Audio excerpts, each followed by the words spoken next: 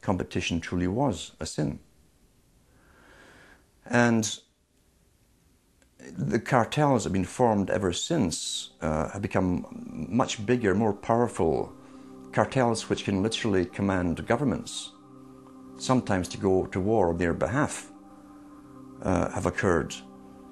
The economic crash of 2008 and 2009 was an engineered crisis designed to cripple sovereign nations globally to make way for a world currency and a new bank of the world.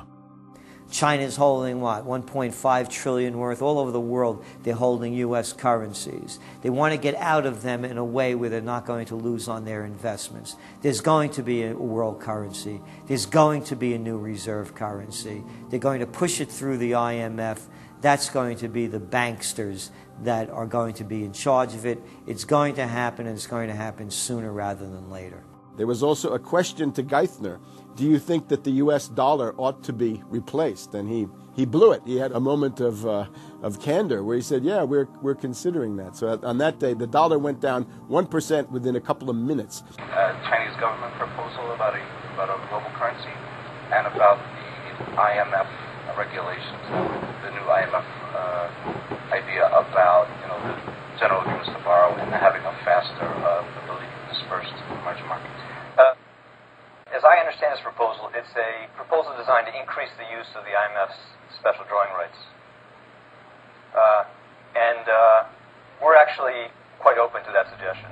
Timothy Geithner's comment about global currency is not off the table because it's not off the table and it's going to come. The whole world is ready to bail out of bucks. They just want to do it in a way where they're not going to lose on their investments. That's all that's going on. All the people around the world, the Japanese who have $1 trillion, the Chinese who have $1 trillion, the Saudis have $1 trillion, the Europeans something similar, they're all going to dump it at the same time. The rush for the exits. And that will then create hyperinflation.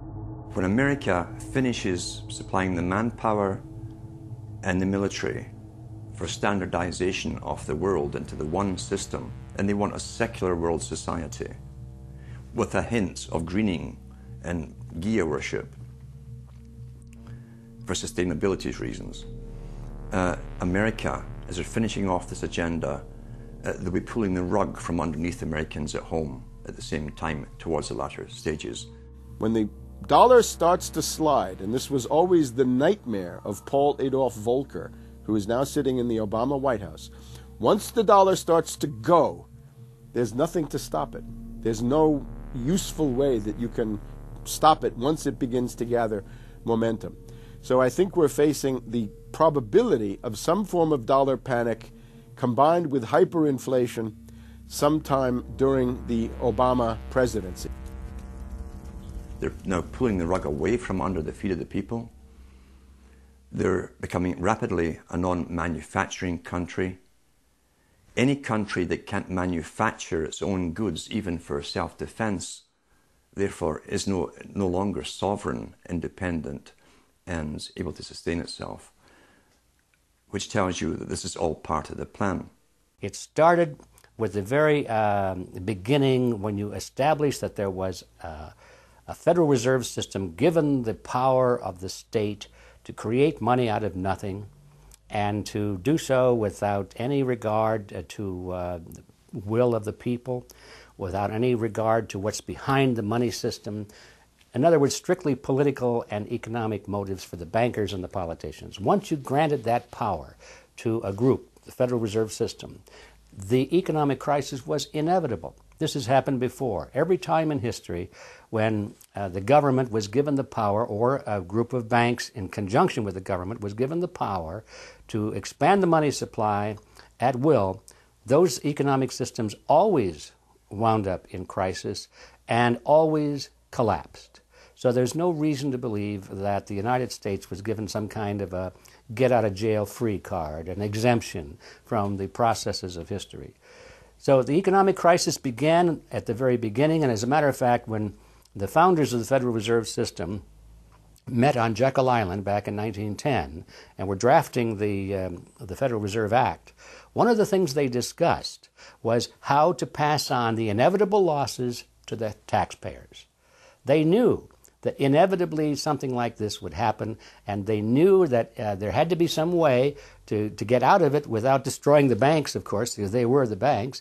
And they said, aha, we'll go into partnership with the government, we'll take our cartel agreement and pass it into law, call it the Federal Reserve Act, and we'll make the taxpayer come online and be responsible to bail us out if and when the failure finally comes. Who's going to soak up the derivatives? Who's going to soak up the debt? Who's going to be penalized? And right now, it looks like Wall Street's getting bailed out, and the little guy in the middle of Main Street America are all going to pay the penalty. Can the economy be turning around here? Are happy days here again? And can we actually have growth without jobs? Is this an oxymoron, jobless recovery? We're going into the greatest depression. There will be no job growth. Unemployment will continue to escalate. Along with it, so too will crime, poverty, kidnappings, boss snappings. And the more things spin out of control, the harder the hammer is going to come down by the federal government to keep everyone in control. Power is much, much more important to them than money is. Money is only a ways to the means. Power is the end result. The elite's main goal is to destroy national sovereignty and individual independence. To consolidate their grip on power, the banksters create artificial debt bubbles that are mathematically impossible to pay back. These are those sinister, toxic assets, the complex financial instruments that they talk about but never really name. They're paper based on paper. They're credit default swaps, collateralized debt obligations, mortgage-backed securities, asset-backed securities, structured investment vehicles, auction rate securities, and so on down the line. It's an immense mass of cancerous, fictitious, speculative paper, bloated in value, impossible to bail out. Triage the derivatives on their books. There's no way to bail out a $1.5 quadrillion black hole of derivatives, but nevertheless they tried. The Wall Street cronies are crooks.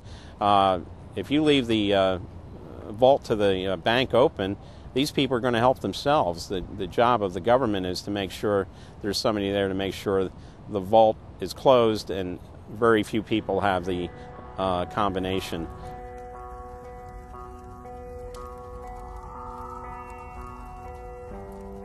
I'm William K. Black, Associate Professor of Economics and Law at the University of Missouri at Kansas City. I was a senior regulator in a number of different positions during the heart of the savings and loan crisis. On a staff level, I led the re-regulation of the savings and loan industry. The purpose of regulation and effective criminal prosecution is to make sure that cheaters don't prosper, that honest manufacturers win in competition.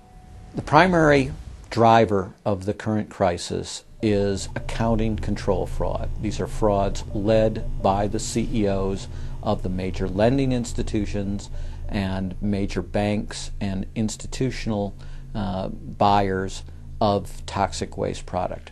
How did it start? It started with mortgages, particularly non-prime mortgages. In September of 2004, the FBI warned that there was an epidemic of mortgage fraud, their words, and that this epidemic of mortgage fraud would cause an economic crisis at least as large as the savings and loan debacle if it wasn't stopped. The FBI found that 80% of the mortgage fraud was being induced by the lenders, not by the borrowers.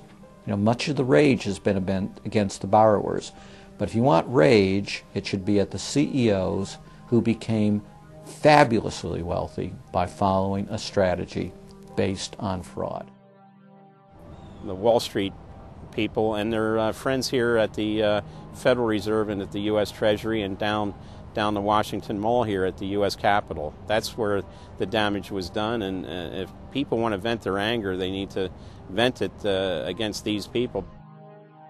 Between the Bush-Paulson administration and the Obama, Summers, Geithner, Volcker administration, there's really a total continuity of economic and financial policy.